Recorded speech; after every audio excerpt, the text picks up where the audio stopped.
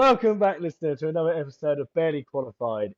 I sound different because I'm not Morgan, I'm Ryan. But joining me, as always, is Morgan. We are barely qualified to talk about F1, but we will talk about it nonetheless. Morgan, what's on the pod this week? That's Well, also my job. that is so we're swapping jobs now. We're swapping jobs.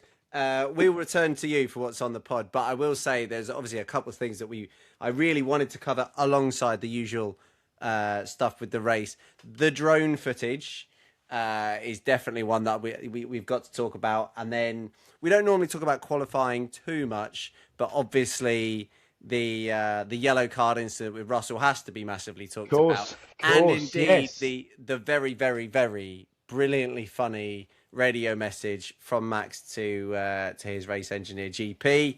So I'd love to talk about that as well. But what else? What else? What have you got in your notes for the week? The notes this week say drone shots. There we go. Lewis and Max, quality. Max's track. Leclerc, geez. Russell needed that. McLaren, Lawson, let's chat. Then I've got a new feature called Top 10. So I thought we sort of just like generally go over the top 10 as a general kind of talking point, really. Obviously, we do the top guys normally, the podium, etc. But then we sort of then just concentrate generally on the top 10, unless there's something that happened on the lower field, because we don't generally talk about who comes 17th, do we? So it's kind of like just tidying that up, putting it in as a top 10. We then got Din and Dude, obviously, and we then got a grid rival update. And I have a question for you, as usual. Love it. So, uh, in the notes, actually, I also did have wanted to talk about quali, but I've also taken that out for some reason. But yeah, shall we start with that then, as that was the Saturday, Yeah, for sure. I mean, and obviously that's to go as our poll. yeah, and start at the end as that's where all the drama and the big headlines came from. But I mean, look, the first of all, I mean, let's talk about the crash for Max Verstappen, because it's Max. I'm immediately saying, like, and he came on the radio saying he's not had the rear go light like that. Looked to me like maybe he got a bit heavy on the inside curb, and that maybe destabilized the car.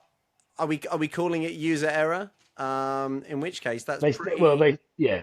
they said that that was the area that he was down to Kimi Antonelli, and so and very much almost one of, if not the only area. So he wanted. They were sort of saying basically that he just pushed too hard and he was trying to find extra time in that area and therefore pushed it too far. But um, unlike Max,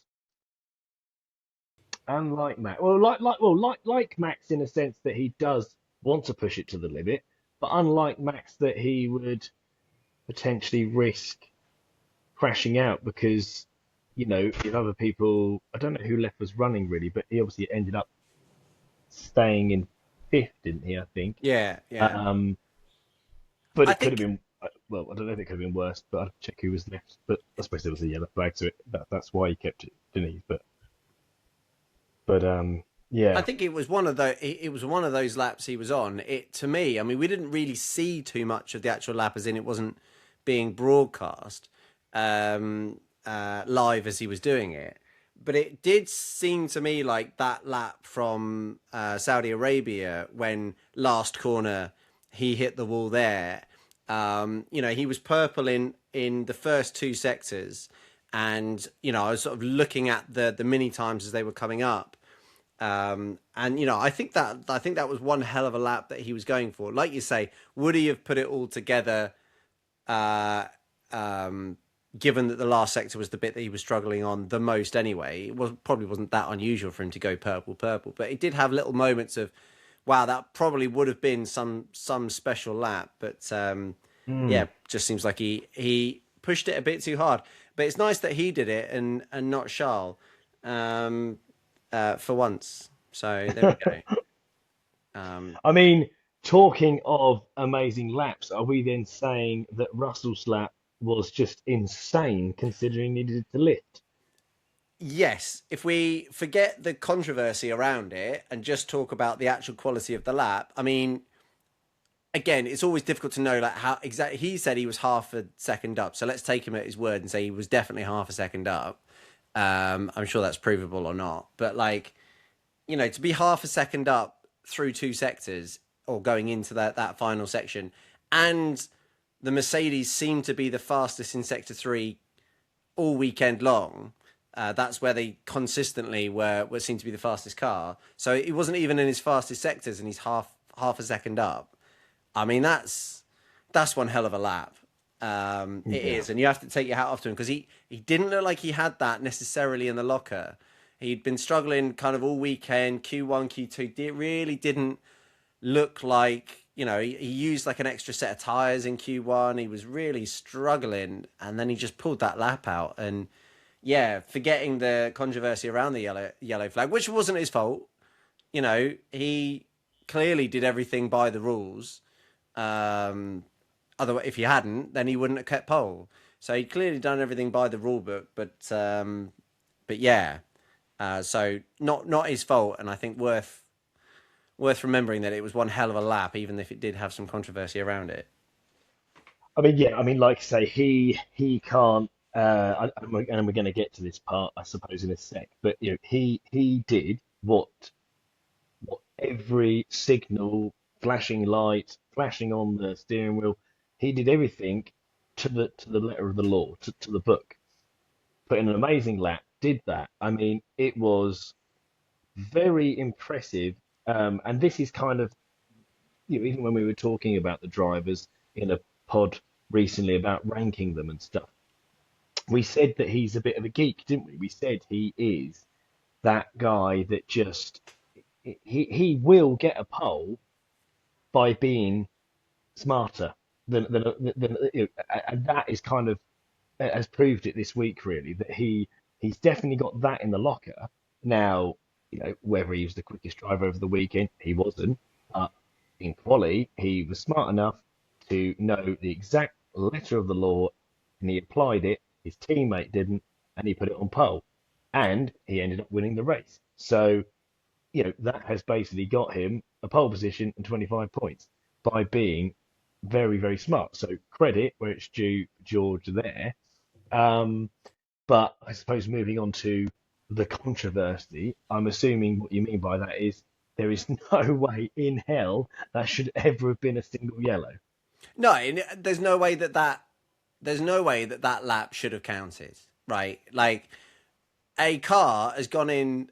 What I mean, I think the speed of that corner typically is about like 140, 150. You know, even if like, I get it. If you lift off, like you could, I'm sure a Formula One driver would argue that lifting off and losing 3/10 through a corner is a significant lift off in a Formula One car. But you're still doing a serious lick of speed, and I would almost argue by lifting off, like you may be more likely to make a mistake because you're not doing the same thing you're used to doing going through that corner. So yeah, just whether or not you feel a little bit more in control because you've let off and sort of given away 3/10 worth of speed. If you make a mistake, you're still going off the track. And if you go off the track, there's a very, very good chance you're smashing into Max's car whilst he's, partway through climbing out. Maybe there's a marshal there or whatever. So absolutely ridiculous that if a car goes into a barrier like that, and I will again say the marshals generally do an incredible job, but the first thing the marshals got to do is just bang that double yellow button. Because a single yellow just doesn't make any. Single yellow is like the rule on it is you basically have to lift a tiny little bit and you can't set your best lap time, but otherwise crack on. And it's normally reserved for, and actually George said it himself, he thought that a car had kicked up a little bit of dust Just, and yeah. and then carried on, right? And that's normally what the single yellow is for. Like there's not really any danger. Maybe there's just a bit of gravel on the track or something because a car's just gone off just in front of you. Potential hazard. So, but as soon as a car's off and in the wall, I mean, that's an immediate double yellow. There shouldn't be any But wiggle room on that. you sort of said his lap shouldn't have counted. I suppose what you mean is that he should never have been able to be as clever as what he was because Yes, his that's lap, exactly what I'm saying. Yeah. yeah, so the problem is with the rule makers, not necessarily the driver, is it? Because he can't see what's going on, and he's not going to sacrifice his lap, um, like Antonelli did when he doesn't need to. No, Um, exactly. Why would he? If he gets the single, he's placing trust in the marshals and in the systems of safety in Formula One. He's the placing that stewards, trust. yeah, yeah, Yeah, he's placing his trust in them, and that if it's a single yellow, he knows what that means, and he's driving accordingly. And so he did nothing wrong at all. I'm just saying it shouldn't have stood because it should never have been a single yellow. It should have been straight away a double yellow. If a yeah, car's in a wall, it's a straight up double yellow. I could argue, where Carlos Sainz was, if that was qualifying, that's a single yellow. That is absolutely because Carlos Sainz obviously that was in the race, but he stopped on the inside on the pit straight. yeah, Not really any danger of anybody running into him. You go, okay, and he's not smashed to bits in the wall. But yeah, Max has gone off at a place that's very, very easy for a Formula One car to crash. It's got to be a straight double every single time. And yeah, I'm sure that Formula One will look at that and amend it and make sure that if it wasn't already like an unspoken rule, it'll be a very written rule. If a car's in a wall, it's double yellow straight away. yeah. And I kind of feel like it usually is. Like when it happened, I was watching and I just went, all right, session over then. Yeah, Like exactly. As did no one's, everybody. you know, As did everybody. As did and obviously, Ferrari, I'm sure. everyone obviously thought that, Charles had the pole, Lewis was second. So yeah, no, it was very surprising, very very surprising. I suppose it plays into this thing. We seem to be on the pod every week talking about a decision that the FIA have made or the stewards have made.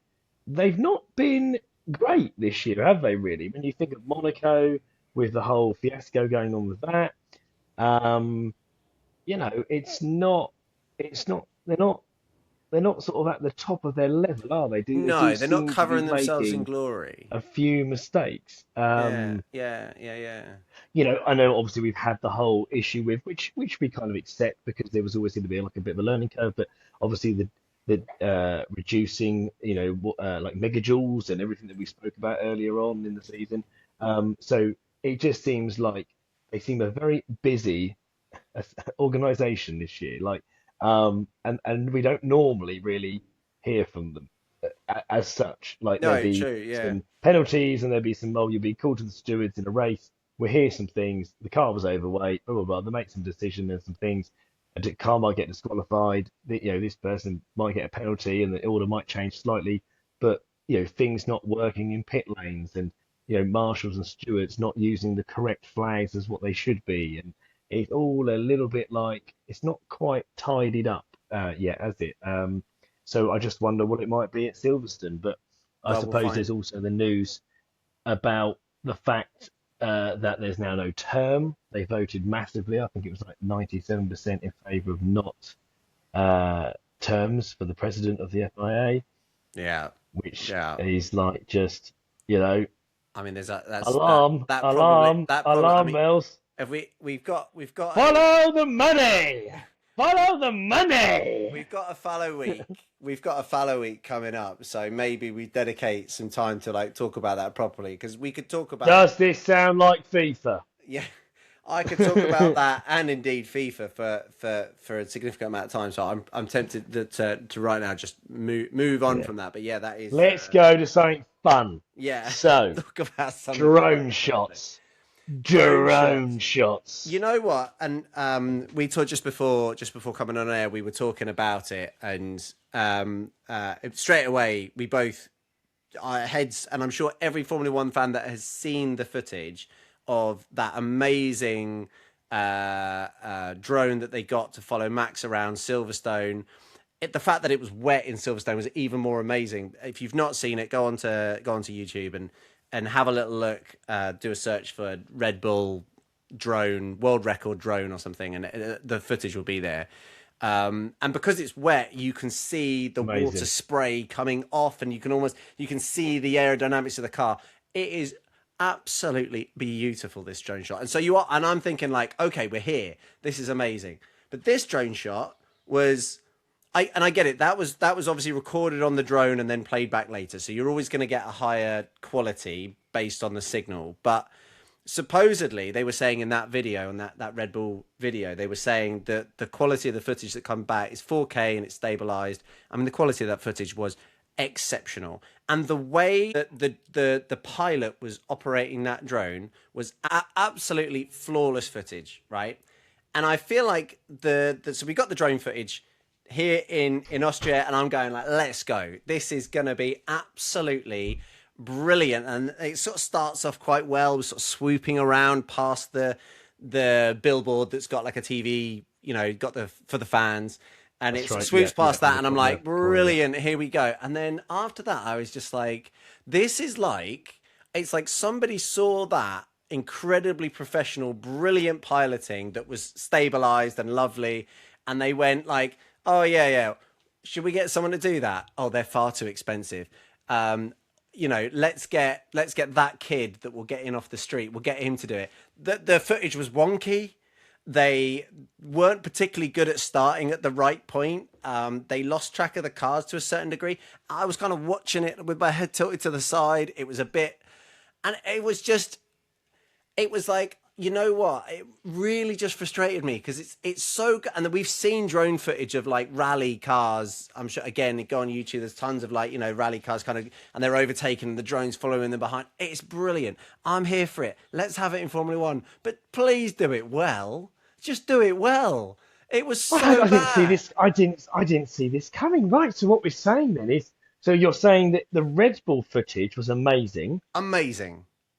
Game Right, changer. He was like literally 2 meters behind. He was saying, wasn't he, that he was literally 2 meters behind at some point. At moments he was, and then he pulled out for a wider, and then he went over the bridges, and also he followed them for quite a lot. He followed them around a full lap. Yes, yeah. And that. So what you're saying then is the guy at Austria, you didn't think it was well done. Oh, right, okay. I've got to be honest. I did not think this. I thoroughly enjoyed it. When you're saying about the head tilting, I think that made it more sort of like you were a what's the pilot. word I'm looking for? A bit like Star Warsy, It kind of made you feel like if it was still and it was perfect, we spoke about it potentially being a helicopter, right? Because there has been times when helicopters swoop in and do these shots similar, right? And I was confused. I wasn't 100% sure. We had to double check. I I think that I quite actually liked that it was a bit more raw and a bit more kind of not perfect, and there was a bit of like it was at an angle, it was doing, and you were, and like you said, you were turning your head. I think I quite liked that experience of watching the TV and then sort of going, and I was moving my head with it as if I was on the drone, and I think that enticed me into it even more. I was sort of like moving forward to the TV, like trying to follow it. So I didn't mind. I quite liked that. I didn't mind that it wasn't stabilized, and I'm with you. Like the idea of it going round the corner to the left and tilting to the left as it does that, I would be absolutely fine with that. In fact, that would be fantastic. What was annoying was, even as it was going around a left corner, it was still tilting to the right, and so it was very, very, very jarring for me. And look, I have a drone. I have done lots of like drone stuff in my past. I'm very amateur or whatever, and I feel like I could have done a better job. The framing was all off, the composition was all off. And you know what was so bad about it was that I have a drone, and I will say that I don't think I would have done a better job. I definitely would have done a better job. But I certainly would have stabilized it anyway. Just it's called a gimbal. What are we talking about here? But the thing that also really frustrated me about it, and I think maybe I'll get you a little onside to my perspective on this. So this was Max versus Lewis. We've talked about it on this podcast, the rivalry that we got robbed of, and it's coming back. Yeah. It is coming back. And it's forget about the footage for a second. I mean, that racing, Lewis pushing him out, totally fair. We'll get to this. We'll get to it, fine. But it was brilliant, and it's the rivalry that you've wanted and that I've wanted and that we've all wanted, and it's back. It's here. Brilliant. like I don't want to. I want to be thinking this shot is amazing and this racing's amazing. But what I don't want to be thinking is like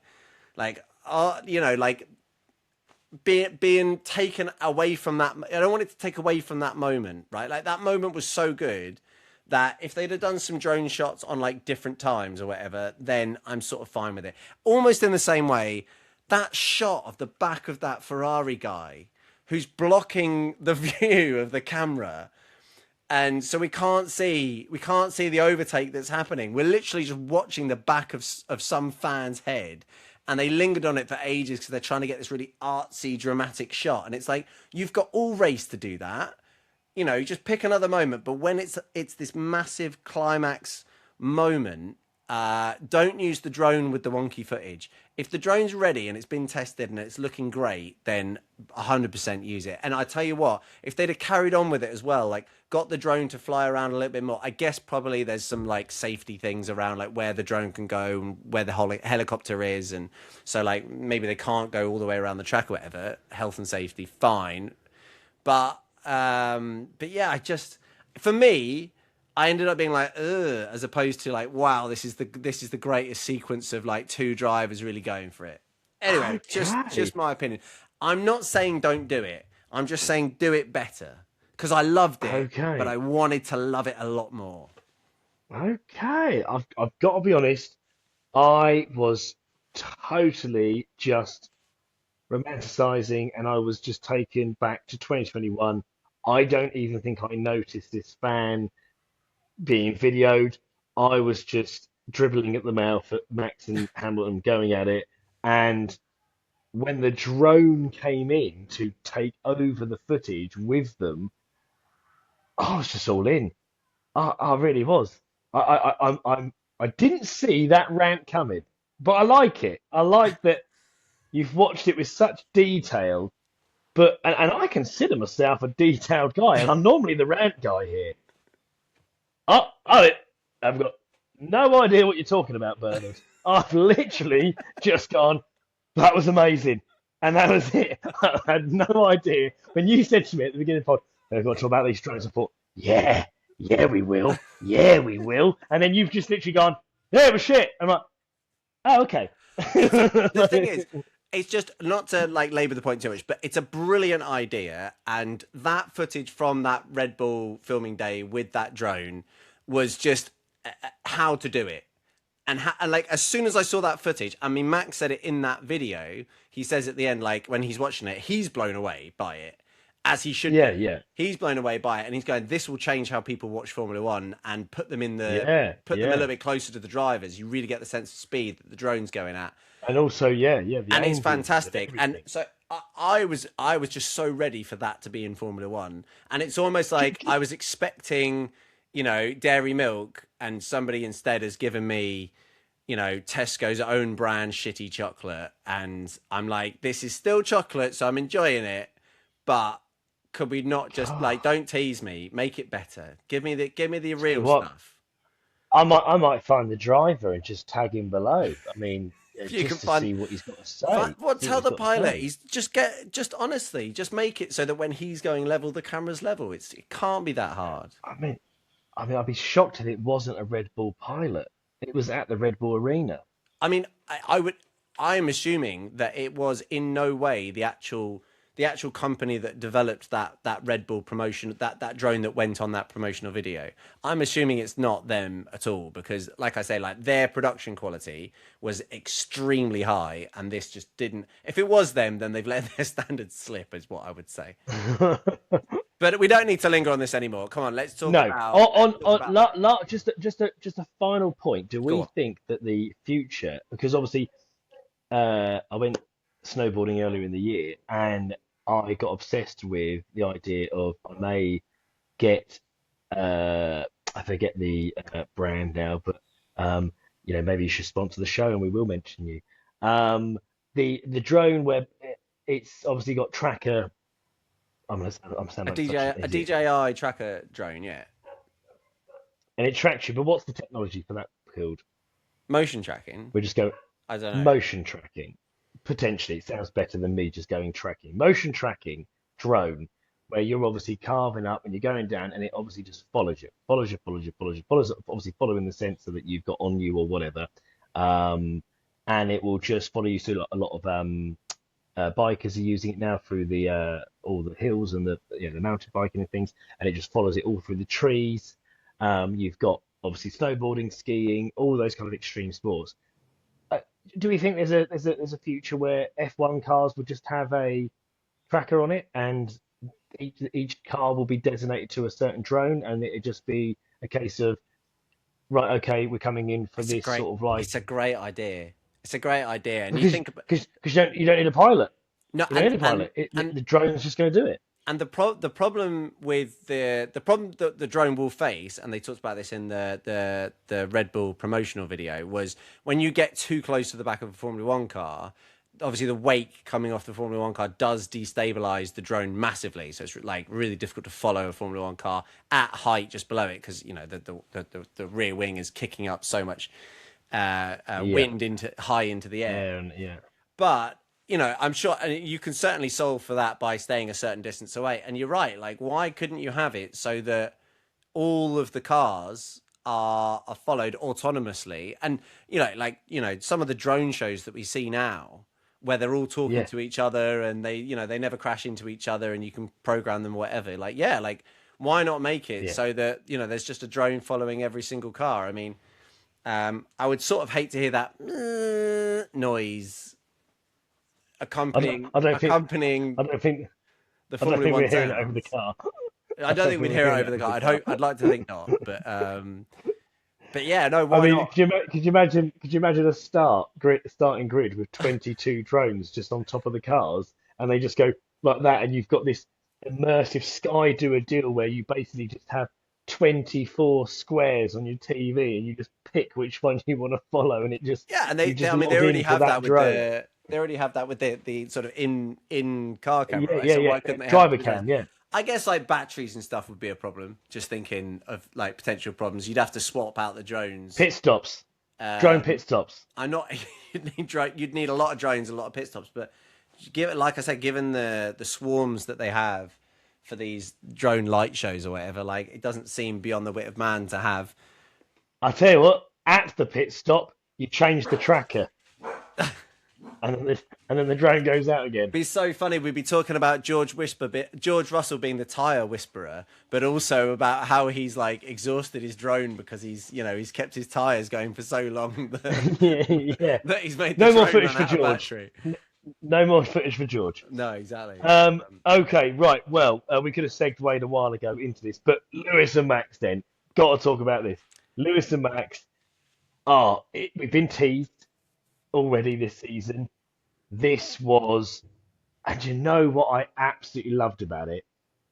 It is the closest because, to be fair, Max and the Red Bull were the stronger car this weekend, Oh, for to sure. be fair, We can talk about right? Ferrari being rubbish later, but But yeah. Hamilton's off of a win. The Ferrari's still like a very competitive car. So we've had something that they are so unbelievably close, fairly matched.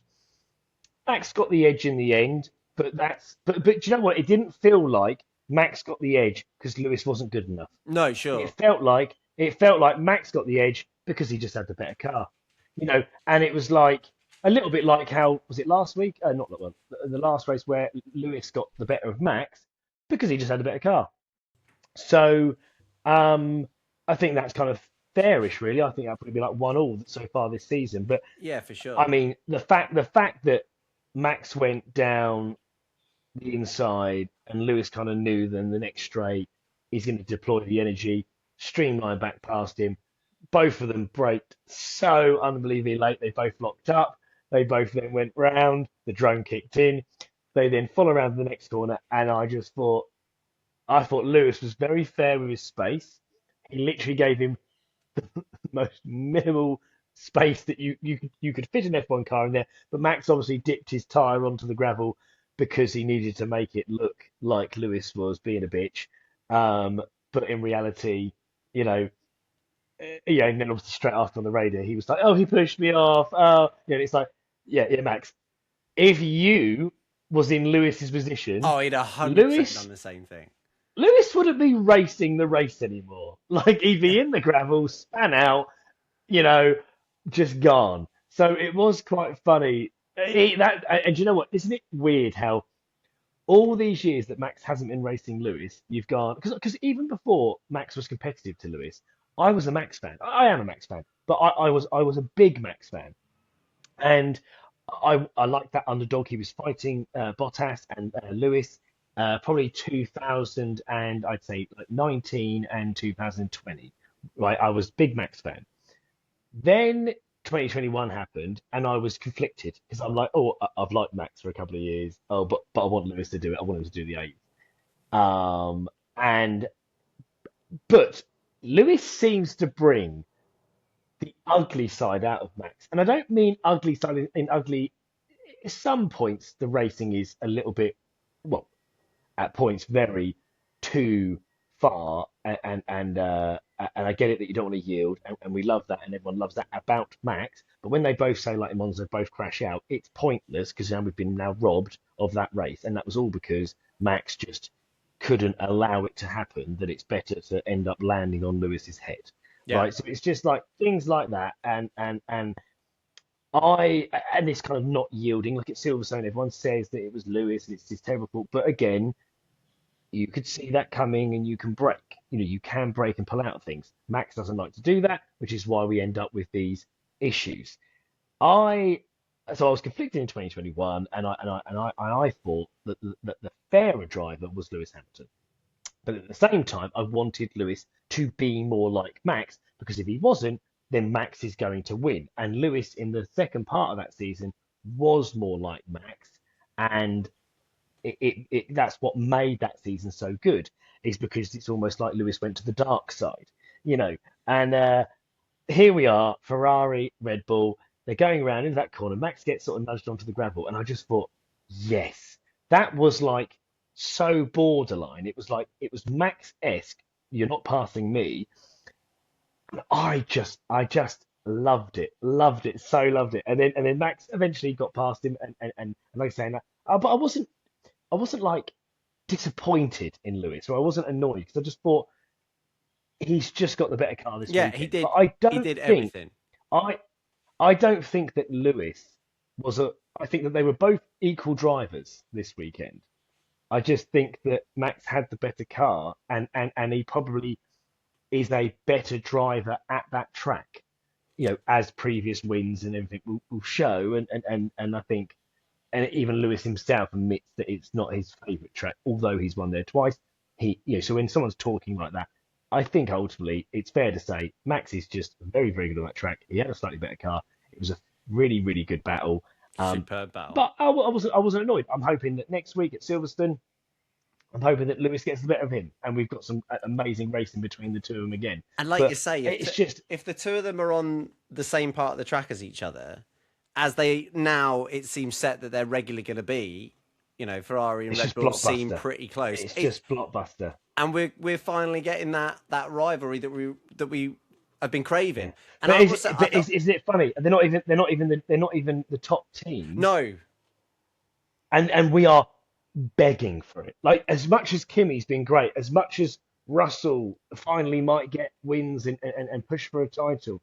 The McLaren boys have won. Norris has won the championship last year. McLaren have won the championship as a team last 2 years, but yet nothing compares to Max and Hamilton. It's I think like it's I no, think it's we don't because care.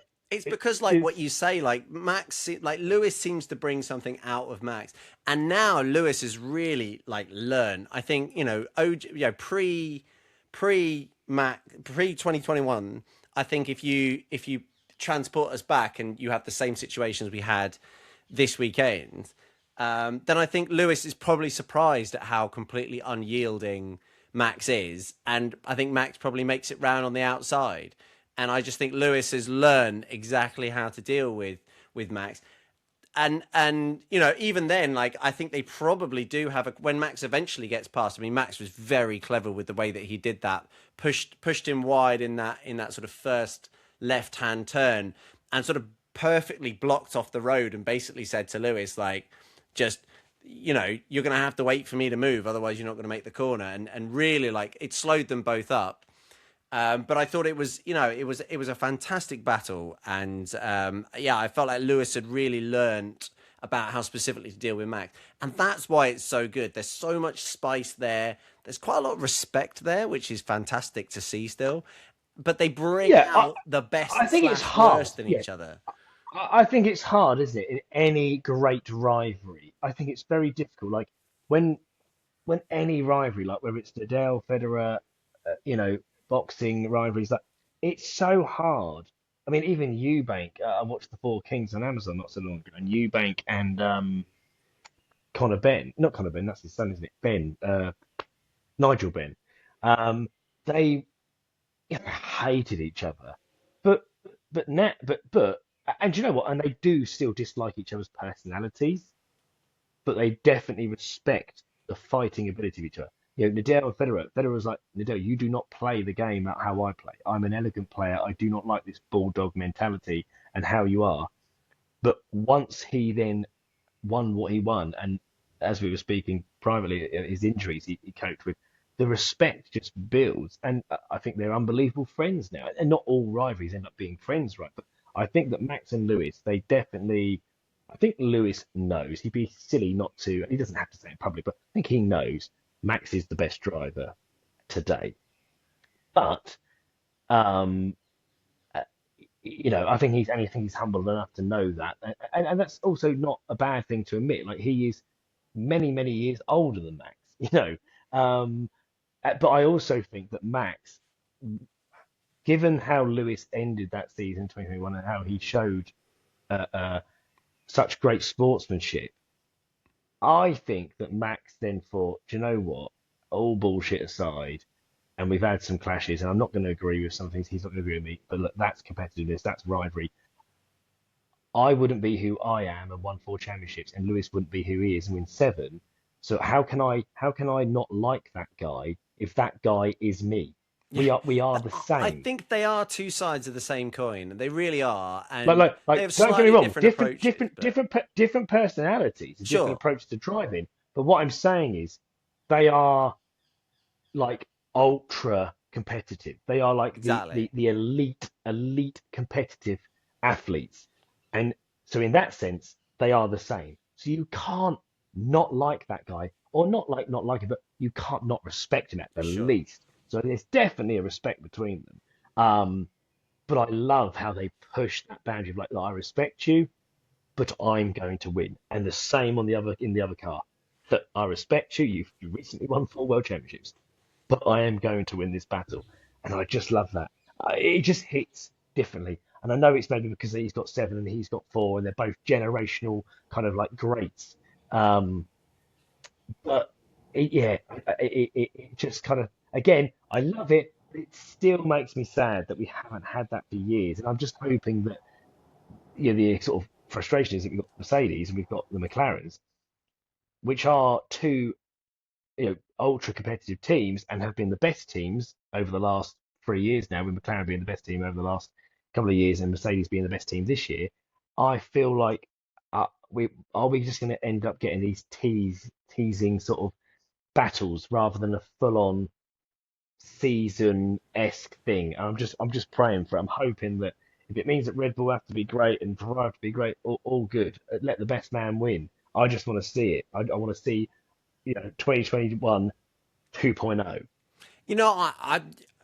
I don't disagree, but I would also say, like, I feel like, I mean, 2021 was a very special year for that. But I love the fact that you've also then got the McLarens, and that you got the Mercedes inter team rivalry going on there at the same time. So I as long as we keep we don't have to see Max versus Lewis every single race, but as long as we see enough of it through the year, and that there's enough, we don't have to see, George versus Kimi every race. We don't need to, see rivalries every race.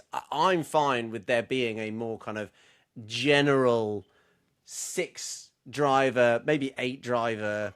Maybe you can't quite put Isaac in it, but I Do you know like the what? idea of having an I 8-person battle royale more than a one-on-one fight. But I know you're quite a one-on-one sort of guy. I'm I built for am, that I more am, now. I am, yeah. And you know what I was thinking about this, like during that while that was happening, I was thinking, what why can't I get just as excited about Max hunting down Kimmy or Kimmy hunting down Max at the end, or and I suppose there's time, there's a reputation that needs to build. So if George has won 5 world championships, say, and we're now, we've had the, this sort of like dis words have been said between him and Max, then maybe, but and maybe it just is that. Maybe it's just history that there's so much history with Lewis, and then there's this young buck that comes along, and it was like everyone waited and waited and waited, and then we got it, and then we didn't. That now it feels even better now. I don't know, but No, there's you are. just something about it. You're a lover of the story, I think that's what it is. I you think like I that's say, what it like is. I like the story, but I'm just the reason I like the Max Lewis rivalry so much is that they do they like I say like they bring something extra out of each other, and the level of elbows out and the way that they both drive and go about business, they are chalk and cheese in terms of how they approach things, but ultimately they're the same. Like you say, it's the same outcome, it's the same desire, it's the same drive behind all of it. So that's what I love Yeah. about it, and it definitely is like an extra level. And I But suppose I'll tell you what it is as well. I've just thought I'll tell you what it is as well. You've got Max, who's actually very old school in his PR. He's the same age basically as, or around Norris and Russell and things, isn't he? yeah, They are so. I mean, the thing I love, I will say, the thing I love about F1 is actually, and I've moved away from football and solely focus on F1 now, is because in football it's got two robotic, it's got two media trained. too In scripted. F1, you have got 22 characters who are all individuals that are all very different. And I love that about F1. So they definitely are different. They will have their moments in the pen, the media pen, where they will say things and do things, and oh, you're on the edge of something. And they all do that. Max is a bit more vocal. Alonso's another. Hamilton is obviously from a generation where, I mean, I think it's even in his most of his contract that he has to do the media duties with the F1 but he doesn't then do much more else than that because he's just like, yeah, I'm a 7-time world champion. I ain't doing all that. So he's like reduced and he even laughed at Kimmy, didn't he, when Kimmy told him how many he was doing. He was like, yeah, you want to sort that out, your new contract, mate. So he's it. I suppose what I'm saying is Lewis is a boss. Max is a boss, you know, um, and no one else is. Do you know what I mean? Like no one else. Yes, they might push the boundaries of what they say about their team and what they say about their engineer or strategy or whatever it might be. But Max is a boss. Lewis is a boss. Put them two together into a rivalry. It's unbelievable. It's blockbuster. Norris, Leclerc, Piastri, Russell, Antonelli, they're kind of like company men, Yeah, and it's like, and it just doesn't feel the same. sure. Irrelevant of the actual racing, it's actually their stature, so it's like Hamilton and Max kind of don't get told what to do. They do, but they don't. Do you know what I mean? And I think that's what makes it so good. Is it's like the two dons going at it. Uh, and I just, yeah, freaking out. I've made a mess of my pants already, so let's just move on. It's embarrassing. So I'm one in love thing, with it. I mean, I don't know how much you actually want to talk about the ins and outs of the race. I'm presuming that if you're listening to this podcast or indeed watching it on YouTube, then you've seen the race. So I don't think we need to go through everything blow by blow. What I'd like to talk about is a few things. I'd love to talk about Ferrari a little bit in the context of your prediction, and indeed to some extent my prediction. You predicted Lewis would finish top of the tree. I predicted Yeah. that the Ferraris would be outside of the podium places, but still, kind of there or thereabouts, and they really dropped away. At the same time, but also like to talk about McLaren because I put Lando on pole, and nothing could really have been further from the truth. Qualified seventh. Was it seventh? Sixth. Sixth. It was sixth. But still, sixth, seventh. So he finished seventh, didn't he? which is a bit of Yeah. a bit of a nothing. And Well, like I said, I've got them both on the notes. So like I've got Leclerc G's, but look, the Leclerc Ferrari G's, and McLaren, and I'm sitting there thinking, don't know what we're thinking. So yeah, let's talk about them both then. So Ferrari, so I mean, I have to say, when I watched quali and when I saw Max's crash, I'm sitting there thinking, I've called I'm it. absolutely going to nail this. I'm going to nail this. I'm going to nail this. And then it didn't happen.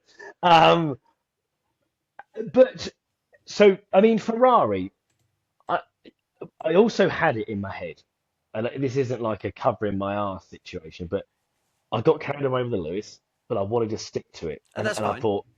I thought momentum, and I thought they got a decent car. You can Why go. not You can go go for with it, your heart Rosie? on occasion. You don't always have If to I predict if the I end. was if I was if I was fully going for my brain, I probably would have went for Antonelli, um, most informed driver in the best car. Very simple, obviously. The track itself, we also spoke about Max, and I was like, oh, that's just something about Max and that track and Red Bull. They're going to bring upgrades, which they did. I don't know how big they were, but it's still their home track. So it's like, look, they always try to do, every team tries to do something special at their home track. Um, so I kind of thought that you can't really rule them out. Something could definitely happen there. So I wasn't opposed to that happening. Um, but with the Ferraris, they just I just think it all got a bit messy, didn't it? Like Lewis had the free start. Charles was, I just think he's a bit off it, isn't he, It's hard to himself know as that what there? happened with Charles because he was so barely on camera because he was doing kind of, Yeah, he had yeah. that. He looked like he had pole in the bag, and all right, he started in second place, and to finish eighth and effectively last of Formula One. Of the If big we're calling boys, the yeah. rest of it Formula 1.5, then he finished last out of all the big teams. So yeah, from the front row of the grid, and he didn't really have anything happen to him. He wasn't really involved in anything, not so far as I saw anyway. Just yeah, just wasn't really on it. And the Ferrari, like obviously that's half the Ferrari because they're like Lewis did the same thing, went from third down to fifth. It just seemed like they cooked the crap out of their tires. It just seemed like they couldn't deal with the fact Yeah. that it was so hot, and maybe over a Which single which lap is it was fine, but over the race which distance it was was nowhere. which again was a bit of a head scratcher because obviously in Barcelona it was majorly hot. So And they were brilliant. and they're brilliant. So So what's so going on? I don't know if I put it down to, it's because it's obviously such a short track, Austria, a bit of a funny one. I don't see them when you look at Barcelona and it's like an all-rounder track, hence why they do testing there. I think that then bodes well for them. The fact they won that on merit means they've got a very good car there. And I think most of the teams are kind of saying, look, if they upgrade their engine as they can and they get it bang on, they're the best car because they've got the best chassis. They're quicker in the corners. So Well, I think that it appears that they're only really quick in the slow to medium corners, but I mean they might really struggle at Silverstone because there's no such thing as that's a what slow I'm worried. corner That's at what I'm a bit Silverstone. concerned about. Yeah, that's what I'm a bit concerned about. But then I don't know if you saw the Max thing where he was just absolutely like, yeah, I got on the simulator for Silverstone. It's an absolute joke. It's going to be hilarious because he's saying that there's no way of harvesting the battery because you're just using it There's up no for all the high speed corners. there's no braking zones, right? Like He said you go Silverstone is around a one, you long go around one track. little corner. It's a long track with a very very high average speed. So Yeah, so so there's he was not. saying this could be quite a bad race. Uh, so It could make it I actually entertaining. really, yeah, I actually, yeah, I don't really know. Like, I suppose we do some predictions, I suppose, at the end, but yeah, I'm a bit unsure about that. But yeah, Ferrari, I'm not worried about them. I still think that yeah, they'll be back. This was maybe just a bit track, although we don't really understand why this track was. But I'm going to just go with it's a bit track specific on this one, and also maybe just a little bit of a bad day. Yeah, maybe like And Louis like and cooked they the looked tires. good. They looked good in qualifying. You can't forget They that. did, they did. So Yeah, yeah, they did. so that McLaren's though, as I've said all year, they're just kind of like they're just a bit sort of no man's land, aren't They they? are Really, they're really no kind of man's land. and like I mean, Oscar. I almost feel like he's like yesterday's news, isn't he? Like no one talks about Oscar. Like last year, it was like, yeah, Oscar, yeah, more talented than Lando. He's the more talented one. And okay, he beat him this weekend. Um, but they're just both a bit. I suppose there's not too much. But they are obviously heavily reliant, as all drivers are, on the actual engineers, car, people building the car for them. So it's I can understand why they're a bit quiet, but they're not like I'm not really seeing a Zach or an Andrea coming out and being like, yes, we're pushing, but like there's no sort of like, you see how fired up like Zach gets when Do he's you, like winning. do you think It there's just a seems lack of very. fire? I just kind of feel like I said it did, didn't I? That they've won. I wondered if it would be Lando who would sort of like drop right off because he'd be like, look, I won the world championship. And to be fair to him, he hasn't, and he's been the performer this year over Oscar. And maybe I got it wrong. Maybe it's actually McLaren that have actually just dropped off. They've had a bit of success. They've then not got the car, but they've got the Mercedes engine. So yeah, and they just and they obviously had some terrible luck at the beginning of the season. Or was it luck, or was it just did they do something wrong themselves? I don't know. With the electronics with both cars, with the retirements, and then all that kind of stuff that went on at the beginning of the season. So yeah, they just seem a bit like meh, don't they, at the moment? Like Mm. McLaren are just so, And I was for so instance, like excited. I don't think they've had a. I mean, he got a podium, didn't he, Norris? But I don't think they've had like Max and Red Bull had a moment this weekend. Like everyone was like, "Cool, Red Bull back, Max is back." So they nearly had a moment. That bit quite early on in the race. Again, we got the drone shot, and it was Max and I want to say Lewis, but there was the two McLarens right behind, and they were like That's right. stalking Yeah, it, right? And you were like going, "Oh my god, we're going to get like a 4 or 5 car battle here. This is going to be brilliant." yeah. And that was I was so it was an almost moment. I was like, "Oh, here we go!" And then they literally just they dropped off the back of that, and then we never saw him again. That was the end of. But not even necessarily like a moment, but like Max has had a race. Red Bull have had a race. Ferrari have had a race. They've got the win.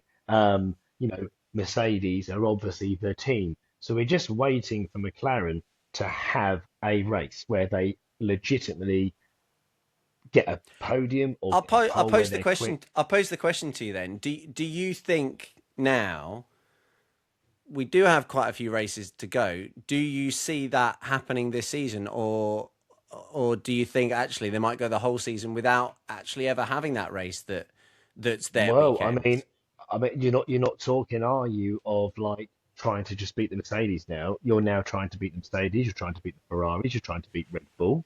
Hadjar's been very consistent in the Red Bull as well. Closest teammate Max has had since Danny.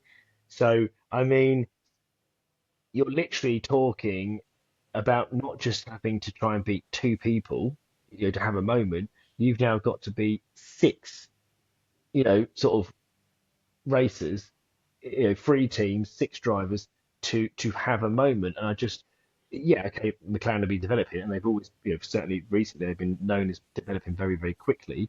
But Ferrari are being very, very kind of like, they're almost like the visionaries of this year. They're trying things that are just so out there, and they're just chucking things at the wall and seeing what sticks. You've got Red Bull that are supposedly have the best engine, and they're just sort of finding their way around that and trying to maximize it. They've obviously lost the weight and things, so that's massively helping them. So, and their issue was really weight. So if they have lost the weight and now they can now start bringing upgrades and things, they can only get stronger. You've then got Mercedes that are already strong, didn't have a engine token, but now they do. So then, they could bring upgrades and leap ahead again. Whereas McLaren, that's what you're dealing with, aren't you? You're dealing with all those teams that are also moving so quickly. And it's like, even if they took two steps forward, if everyone else takes one step forward, they're just staying the same. It's almost like they need to take five steps forward, and everyone else take one step forward for them to actually then get above them or level. So it's tricky for McLaren. Like it's an interesting question because like when you say it like that, you think, yeah, they literally could go the whole season and not get a win. Like, I yeah, think at maybe. this point, I think at this point, it's more likely that they won't get a win this season than it is that And they will. confidence, isn't it? It's a confidence thing, isn't it? Like Oscar doesn't look too, I mean, Oscar to I've said it, haven't I? Like he just looks a bit of an, I don't know. He's not. I don't know. It's just something about this year that Oscar's. I don't know if it's a bit of a layoff because he missed out on the World Championship last year. It's obviously going to have an effect on him. Lando's got that kind of buzz about him because he is the current world champion, isn't he? So he's like, oh yeah, I'm still world champion. This is amazing. This is great. Um, but equally, he sort of sits there in his sort of interviews after. And he's like, yeah, well, there's like three cars ahead of us. So it's not quite clicking yet. It can change. And if anyone's going to get it, maybe it'd be Orlando because I just think Oscar's a bit shot for confidence slightly or a bit downbeat about just sort of having it must be hard for a team being the strongest team for 2 years and all of a sudden just like Mercedes did, wasn't it? When Mercedes were winning for all those years and all of a sudden 2021 they kind of lost but still had a very decent car. 2022 new regulations come around and they were just like nowhere and it was like they had a completely different car to everyone else. It was just and then it was just like very depressing, wasn't it? So McLaren are kind of reminding me a little bit of Mercedes, Yeah, it's not as bad. 2022. It's not as bad, It's sure, not but it's not yeah, it's not as bad, but it's just certainly it's that same vibe, isn't it? So talking Mercedes then, so we'll talk about the two of them. I've got Russell. I mean, I haven't got anything down here for Antonelli because even though he was probably the quickest driver agreed. in the race, um, he was catching Max a little bit at the end, wasn't he, and stuff. But there's nothing sort of like major to talk about it. I suppose the only thing I'd say is that yeah, once again he's kind of proved like he's loving it, isn't he? After because he's thinking even though Russell's won, he's sitting there like yeah, he's won, but I was quicker than him, wasn't I? So it's sort of like even though Russell's won, you've not dented his confidence because No, Kimmy's just going to go back to he's going to go back to the data center and go yeah, oh and you yeah, I'm know still what? better. And it's also got a little bit of learning in there for him as well. He said it himself in his post race interview about I made too many mistakes at the beginning of the race, Yeah, and then drove angry at the beginning. yeah, and I wasn't wasn't in the greatest place, and then I calmed down, and then I drove brilliantly, and you learn from that, and those if that's the sum total of his rookie errors that he's going to make this season, then then he's in a great place to win the world championship because Yeah, you know as we keep saying, he's got nothing to lose. He's young. You know what I mean? yeah. Like he's just it's that fearlessness of young sportsmen that you can just sort of go. The thing that would catch him out is like experience. So like George doing the whole double yellow thing, like like or not seeing a double yellow, seeing a single yellow. It's those things that is the only advantage that George really has over him because George is probably a little bit more streetwise in F1 and that's where he might be able to get him and things. And the same with Lewis and things. That might be where Lewis might be able to even get both of them. But it's funny one. Russell, like he needed that. I put he needed that, and he did need it. He needed the win. But you're kind of going away after that, going, I got the win. I've cut the points lead, but I wasn't as quick. So what does that do to your confidence? Does he live in La La Land and say, oh yeah, amazing, I got the win, this is fantastic, look at me, I'm back, baby? Or does he go, yeah, I got the win, but shit, he was quick. Like, I don't know how he sort of Well, I hope he does the former how for you himself because that's probably the better thing for where he is right now. Like he's a great driver, George, and if he just gets a little bit of swagger back, then I think he'll probably be all right. And so I over mean obsessing over whether Antonelli's a faster driver or not, I don't think that's going to help him. I don't think that it's great. And again, this is the beauty of a podcast. You can sound so stupid the week after when you talk and say, As but we I'll as say it we do anyway, as we do every as we time. do, as we do. But we have our get out. We're barely qualified. Uh, you know, um, the I am concerned that this happened, and the next race is Silverstone.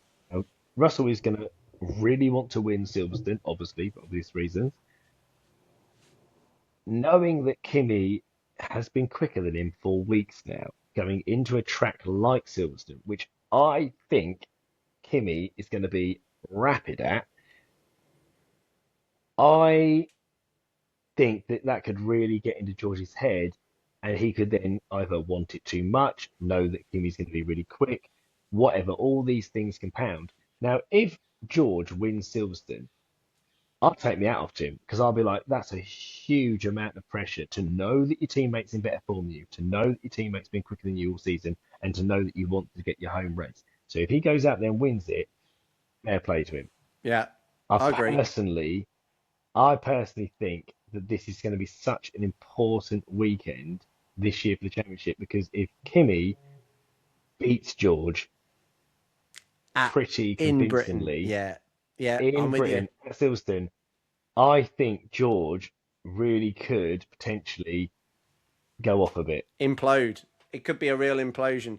I agree. I think it's I like a, think this it's weekend is perfect for Kimi. It's perfect for it's Kimi because it's it's like a sucker it's blow moment. it's a bit of a free hit. If he doesn't win, he can sort of always reset and go again. Exactly. But if he does win, like you say, and particularly if he wins convincingly, oh my god, like what does that do Yeah. to George in Britain? Yeah, absolutely. Well, what I'll say is, will that would segue quite nicely onto doing some predictions for Silverstone. But let's not do that. Let's finish with what we started with, rounding sort of the rest of the top 10 off, which ultimately was the Yeah. Racing Yeah. Bulls. I would love to talk about them. I saw there was a Yeah. guy So on. I've got Lawson. Let's chat, and I yeah. Yeah, so let's definitely chat about Lawson. I will say there was a guy on Instagram that I saw who's doing a Formula 1.5, which I sent to you. Yeah. Yeah. Yeah. I see that. Yeah. It's very good. Thoroughly Very good. thoroughly enjoyed that idea of, right, let's just take away Ferrari, Red Bull, McLaren, and Mercedes and see what the championship would look like. And it kind of, because we spoke about this before, being really surprised that certain teams have got more points than you sort of feel like they ought to. And that's because of the way point systems are set up. Like Racing Bulls had an absolutely flawless, fantastic weekend and they got 3 points for it. But if you take them in Formula 1.5, then they've got 25 points for the win, 18 points for second, and they've absolutely dominated the weekend. So I did love that kind of Formula 1.5 kind of idea. But yeah, fantastic, fantastic from Liam Lawson this season. Can I ask you a question about Liam? And I suspect this is what you want to talk about anyway. Did you Yeah. think this season that Liam Lawson was going to be like, yeah, not not anywhere close to Arvid Lindblad? I personally thought Liam Lawson was going to have an embarrassing year and get totally blown away by his teammate, and I'm continually surprised that he is that they seem to be at the same level, and sometimes Lawson's doing better, and he did a better job this Well, weekend. I mean, Lawson has been doing better. Hasn't he? I actually, we spoke so highly of Lindblad, didn't we? And I was like, I really think this kid is going to be something special. And I'm actually, I'm pretty at the point now where I've been a bit disappointed by Lindblad. He hasn't sort of like cracked on. I thought he was going to then outperform Lawson. I mean, Hadjar, out of the two, Lawson and Hadjar, you were like, yeah, Hadjar looks like the more talented driver, say. And I would have said at the beginning of the season that Lindblad cracking on, bursting onto the scene like he did. I generally thought, and his confidence, we spoke about that, didn't we? I thought that he would really, really crack on with it. There's obviously something, but all you can say is fair play to Lawson. Like he is consistently beating his teammate and out qualifying him and getting into the points, although his teammate has got into the points as well, and the cars are fairly around. One's finishing ninth, one could finish 10th. So that Lindblad is there with him, but in a lot of races he then hasn't. And I think you just got to give credit to Lawson. Really, I think it's a funny one because it's given me a little bit Peter Gasly vibes where pressure was on, he crumbled harshly as well. It's a He bit of was two. treated I can pretty see, harshly. But then he went I down can to see the Racing two, Bulls again and didn't start immediately performing, and that was probably was a which is legacy that, of which is that yeah, pressure. which is understandable because you've just lost your dream seat, right? Let's be Right. honest, and you've failed, haven't you? Like they've gone, no, we tried you, you're not good enough. So there's no, he's never going to get a Red Bull seat again, the same as Gasly wasn't, the same as Albon wasn't. So once you've been demoted, the only place to go is back to the sister team. But that team's all about introducing youngsters. So he's only going to be there maybe a couple of years, and then he's going to have to find himself a drive. This is the type of guy that could end up driving somewhere like Haas or or even like moving around a bit. Maybe moving to like a Cadillac or moving to those sorts of teams, isn't it? If he's going to stay in F1, but he is kind of doing a Gasly now, isn't he? Where it's like I now just need to be an ultra consistent driver, so that when I do leave this team, an Alpine's going to come in for me like they did for Gasly. And that is 100% right, because I think certainly prior to this season, but probably still he needs to go on for longer than this season. If he finds himself out of a seat, I think he finds himself out of Formula One. I think he really struggles Yeah, to stay in Formula One. But if he continues because it stays with you, continues doesn't it? It if he stays with continues you. delivering the way that he has been delivering, then you can, like you said, like with a Pierre, then I think eventually he solidifies his reputation as being like, don't put me in a top team, but you put me in a middle team and I'll do a fantastic job. Pierre absolutely nailed that in terms of his reputation, and Lawson's kind of doing the same thing at the moment. Let's see if it continues. But yeah, I've been, like you said, I've been very pleasantly surprised at his performance this season, and I don't think I'm not critical of Lindblad at all. I mean, he's a rookie anyway. You can't expect a rookie to kind of have that Oh, yeah, consistency. So yeah. I think I think that's overall, more of a me thing. yeah, It's more yeah, of a sure, me thing. sure, sure. But I think they're I doing bigged him up.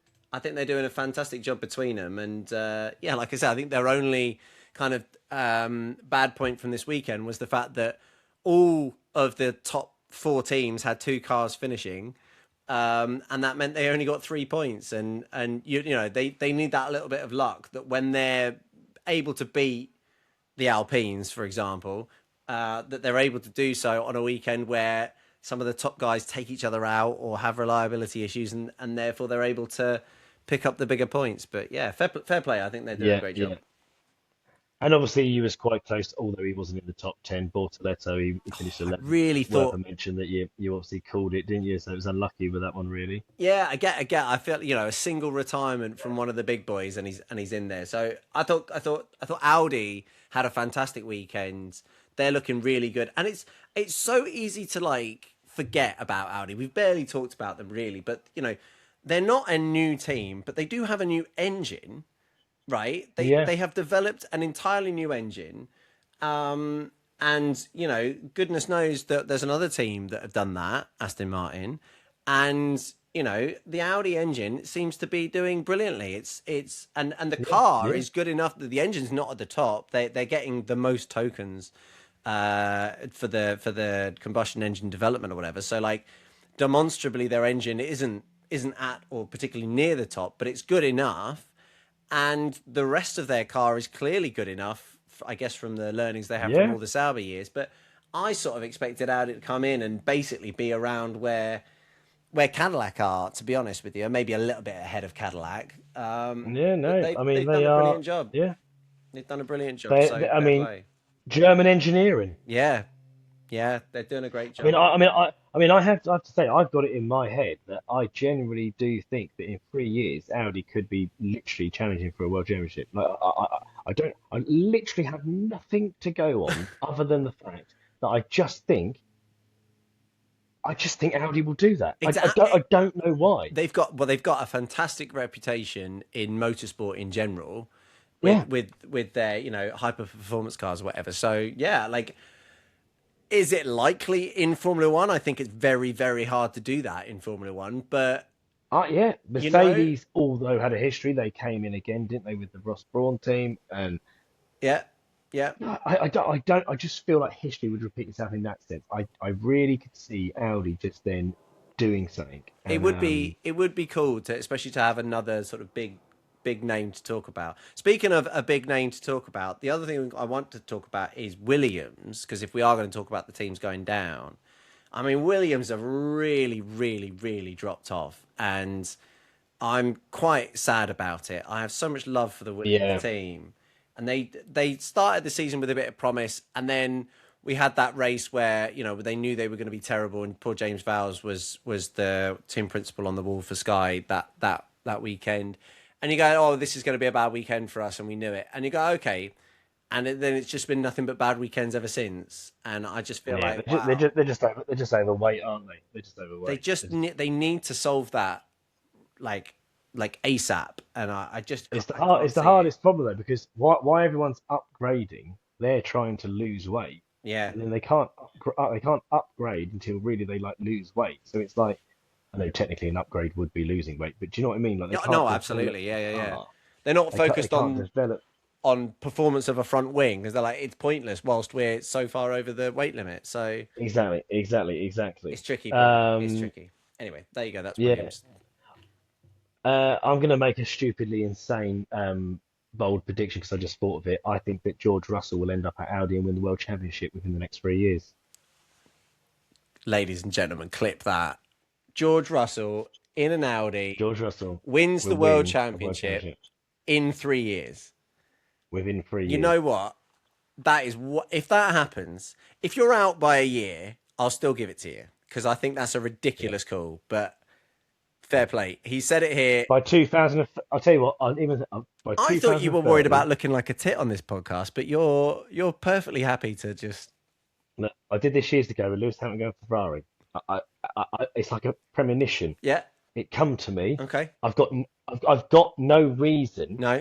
to tell you. It was just a thought, and I'm just going to go with it. Okay. That's what I'm doing. I'm going to go with it, and that's it. Well, there we go. That's one Um, hell of a prediction. Maybe that's a good segue on to the predictions then for Silverstone. Should we do a top three and a random 10? well, let's. I tell you what. Let's quickly do our ding dude, Yeah. and Okay. Yeah. You're right. and then we do. You're right. You're right. So ding and do. So my my my dude is going to be um. Oh, my dude is going to be um.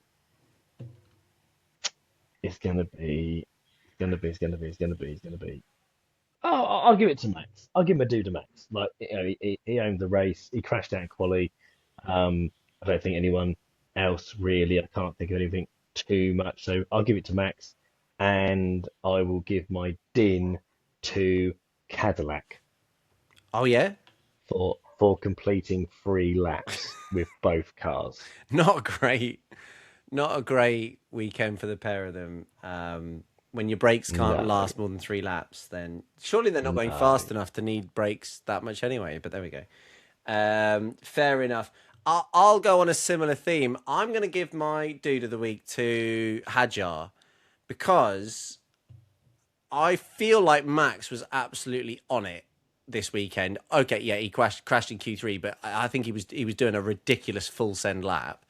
And I think for Isaac to be within a couple tenths with him in qualifying, he ended up finishing sixth, which I think is a fantastic result for him. He was pretty close. So he's 30 seconds away from the race leader, without like a safety car or anything like that bunching them up. So yeah, I think he had just a really really solid weekend, and he is the answer that Red Bull have been looking for a long, long time. And I'll be honest with you, I don't think that many people really thought that he was going to be the solution to the second driver problem, but he seems to have it sorted for now anyway. And yeah, like I said, I thought Max was brilliant all weekend. So to be that close to him is Yeah, exactly I what think Red it's Bull like, have asked him to do.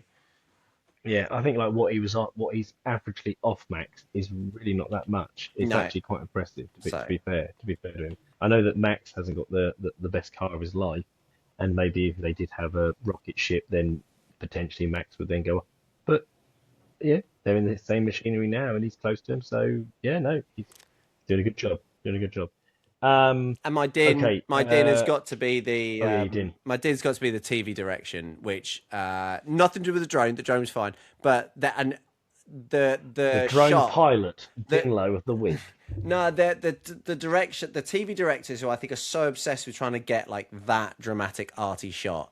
Like I'm sure if you Google it after the pod, Ryan, if you're listening, if you've not seen it, give it a quick Google. Austrian Grand Prix, like the camera just focuses on the back of a fan and it just stays on him for ages whilst there is an overtake happening. It's at turn 3, and honestly, I feel like there have been so many poor choices from the TV We've had director issues. We've throughout the had issues season, with them and this I season. cannot deal with it anymore. Please just sort it out, and just let's see the racing. For God's sake. Right. Yeah. Okay. Dins.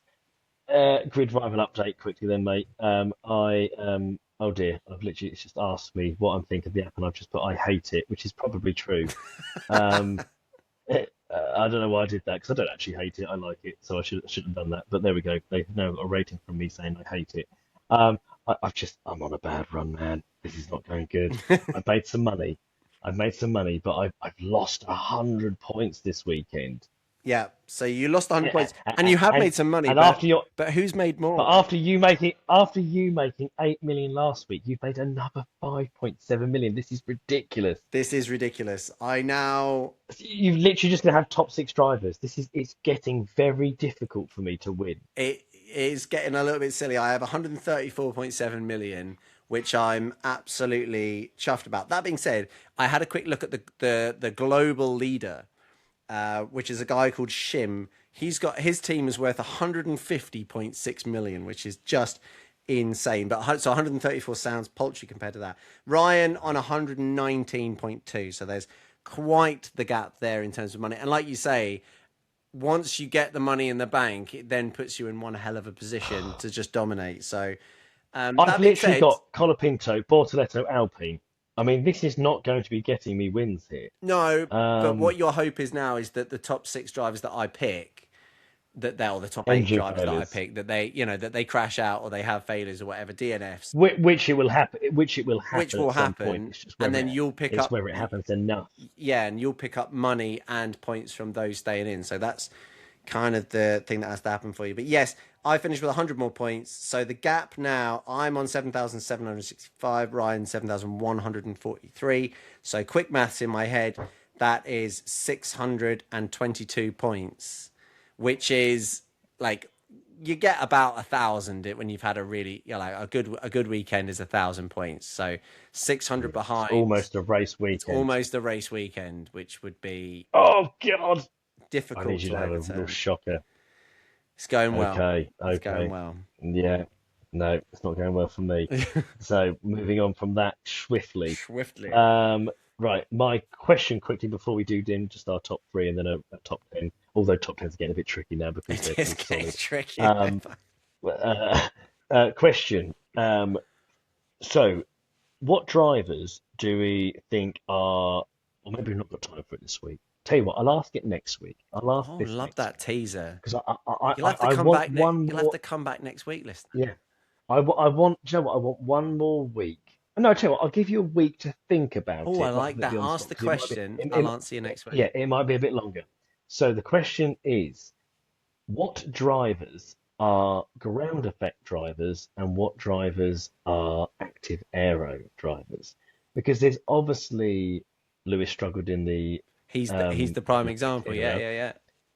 right? And but we're now finding that drivers are now struggling in the active aero era. So I want to know who you think falls into what category. How Love many that. drivers are in each? You're setting me homework. That's lovely.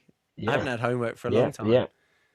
There we go. So that's the question next week. So predictions. Oh, for Silverstone. Here we go. So for Silverstone, I'm going straight in there. Yeah. I'm going Antonelli Yep. for the win. Yep. I will go with Mercedes 1-2. I think that this would just be a track for Mercedes. So I'm going to go Antonelli, but he beats Russell comfortably. Okay. Devastating. Russell in second, and then I I don't think the McLaren boys. Well, I mean, they could together because the Ferrari isn't massively quick, is it? I'll go Max third. Okay. Okay. Antonelli, Russell, Max. Okay. So save your rando top 10. I will go for my top three. My logic here is that it's going to be really, really hard to charge the batteries up. And so I think there's going to be a little bit more reliance on the combustion engine. And we know from testing that the FIA have done that the Red Bull has the best combustion engine, supposedly. So I feel like this is a Red Bull weekend. And I know Max loves Silverstone. So I'm going to go Max for the win. I'm going to go Antonelli second. And because I've just bigged him up, I'm going Isaac Hadjar third, Okay. which would be Okay. the first double podium for Red Bull in God knows how long. I have no idea when the last double Red Bull podium was, but I suspect it was That's an bold. awfully That's long bold. time ago. So it's a very wild prediction. And then I think it'll be Hang on George. it. Okay. I think that you're going to go for the same top 10 as me. Okay, On three. One, two, three. Hulkenberg. Hulkenberg. Knew it. How did you I call knew it. that? Because he got a podium at Silverstone and you're loving Audi at the moment. I am loving Audi at the moment. I also don't think it will happen, just for the record. I actually think that the racing bulls, and I think the Alpine will be quite strong at Silverstone too. But we kind of agreed last time that the racing bulls and the Alpine is not a rando top 10. You would not be that surprised. You might be surprised Yeah. if it was, I don't know, maybe Colapinto, because he's not quite been on Gasly's level, but he's been close enough. So yeah, we kind of Yeah. agreed not to talk about them, and I think Audi will be the next best. I suspect it'll be a little bit like Gabby Bortoletto in that I think he'll probably finish 11th, the Hulk. But yeah, I'm going for the Hulk. Yeah, as are you. There we go. Okie doke. There we It's go. rare On that to the we fully agree that much, but double there we go. double Hulk. Double Hulk. Double Hulk, the dream. Right. Okay then, mate. Well, that's it. We've mustered through it all. That is a fantastic episode. Thank you very much, Ryan. Thank you very much, watcher slash listener, depending on how you are accessing this and indeed hopefully future episodes. We will see everybody after the Silverstone Grand Prix. It looks to be a scorcher of a weekend. Oh, So there we Heatwave go. 2.0. Heatwave 2.0 here in the UK. So have a fantastic race, everybody, and we will catch you in about a week's time. But for now, Toodles. toodles. Hit the stop button.